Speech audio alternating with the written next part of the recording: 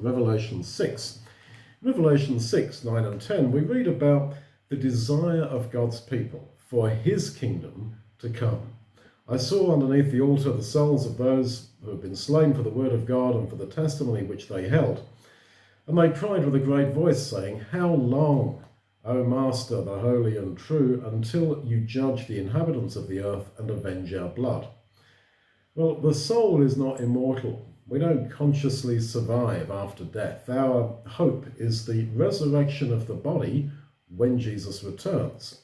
So here we have a vision. God sees his persecuted people crying out, How long? And we read that throughout the Old Testament. David and all the faithful were asking this question, how long? To be a Christian is to live in eager expectation and desire for the day to come when Jesus is back upon the earth. And there's the judgment, and God's kingdom is established here. We're not frightened of the day of judgment. We earnestly, eagerly desire to see it. We're sinners. We keep on sinning in some sense. To be a Christian does not mean that you shall never sin. But our sin is dealt with. That's the point. We are free from sin, free from the fear of condemnation, and so we can confidently await the coming of the day of judgment and join in David and all of them saying, How long? I'm desperate for it. Can't wait for it. Now here in Revelation 6, the faithful long for the day of judgment because it is the day of vengeance, of revenge.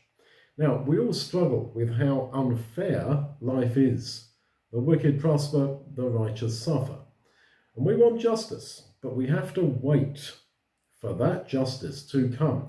We are not to execute judgment against people in this life. We are to long for the day when justice will be done. From earliest childhood, I think, all that is within us cries out against injustice.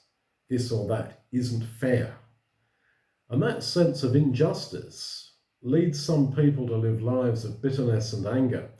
But we know for sure that justice is going to be done absolutely and totally in a way that man cannot do justice. But not now, when Jesus returns. So we live without bitterness, anger and frustration at injustice, but rather with this how long spirit, waiting for the wonderful day when Jesus will return.